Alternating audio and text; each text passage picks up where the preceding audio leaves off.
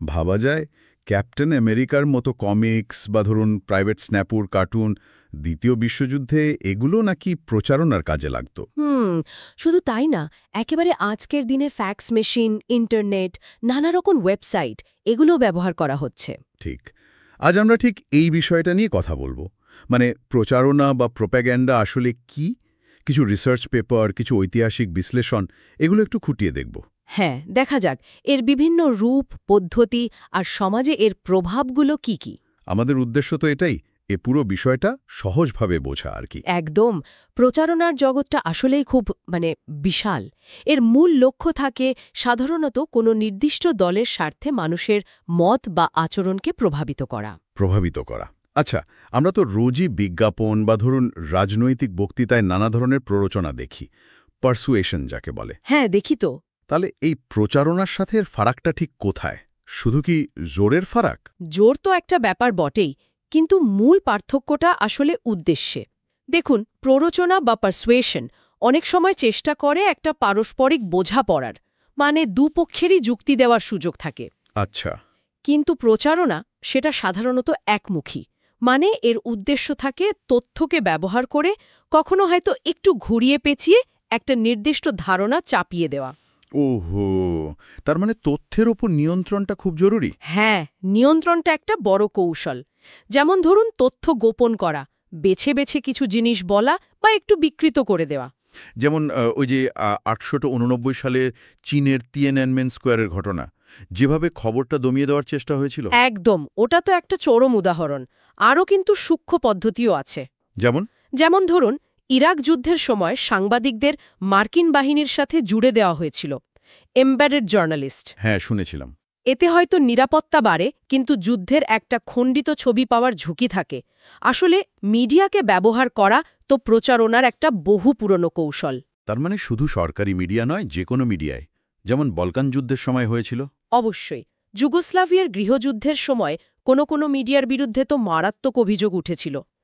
ঘৃণা ছড়ানো, যুদ্ধোন্মাদনা তৈরি করা। ইয়ার্স ইটেন বাই লায়ন্স নামে একটা ডকুমেন্টারি ছিল না? হ্যাঁ, ওটাতে দেখানো হয়েছে মিথ্যা খবর দিয়ে কিভাবে নির্দিষ্ট সম্প্রদায়কে নিশানা করা হয়েছিল। এই সেদিনও ইউক্রেন সংকটে একটা রুশ ভাষার চ্যানেল RTR প্ল্যানেটা তাদের অনুষ্ঠান নিয়েও একই রকম কথা উঠেছে।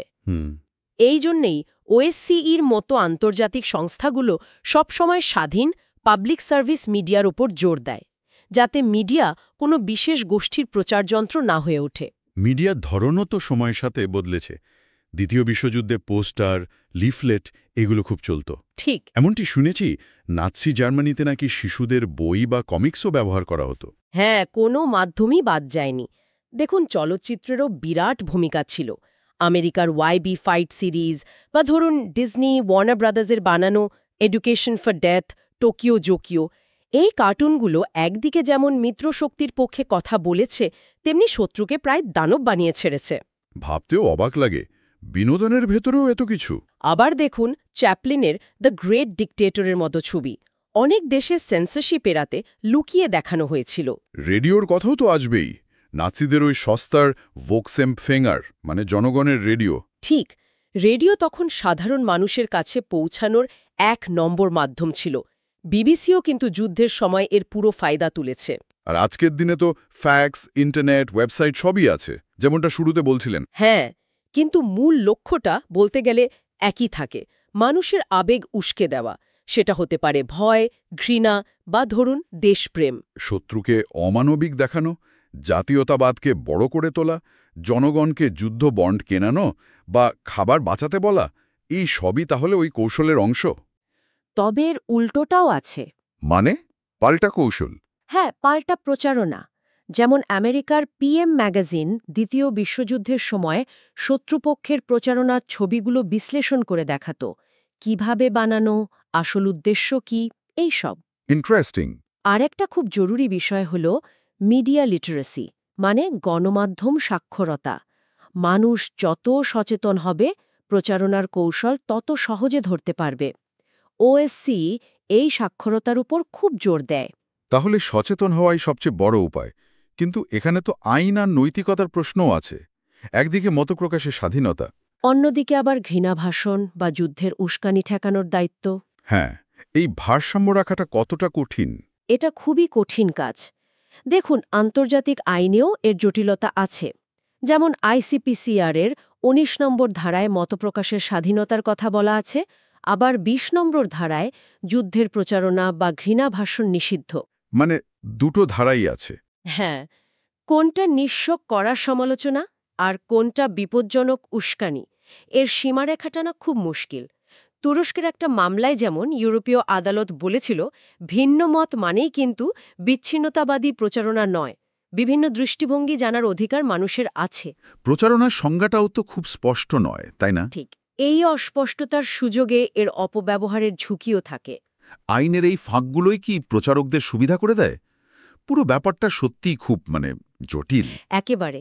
সংক্ষেপে বললে, প্রচারণা একটা অসম্ভব শক্তিশালী হাতিয়ার। এটা তথ্য নিয়ন্ত্রণ করে, আবেগ ব্যবহার করে, আর নানারকম মিডিয়ার মাধ্যমে জনমত আর আচরণকে প্রভাবিত করতে পারে। ইতিহাসের উদাহরণগুলো যেমন আজও প্রাসঙ্গিক, তেমনি আজকের এই ডিজিটাল যুগে। আজকের যুগে তো আরও বেশি। প্রতি মুহূর্তে এত তথ্য আসছে। হ্যাঁ, তাই তথ্যের সত্যতা যাচাই করা আর যে কোনো বার্তার পেছনের আসল উদ্দেশ্যটা বোঝা, এটা এখন আরও বেশি জরুরি হয়ে পড়েছে। তাহলে আলোচনা শেষ করার আগে একটা প্রশ্ন মনে আসছে। এই যে এত তথ্য চারদিকে, তথ্যের বিস্ফোরণ যাকে বলে, এর মধ্যে দাঁড়িয়ে একজন সাধারণ মানুষ বুঝব কি করে কোনটা নিছক তথ্য বা সাধারণ প্ররোচনা আর কোনটা একেবারে উদ্দেশ্য নিয়ে করা প্রচারণা? যখন এত রকম মত, এত পাল্টা মত চারপাশ থেকে আসছে, তখন নিজের একটা স্বাধীন চিন্তা ধরে রাখাটা সত্যি কি সম্ভব?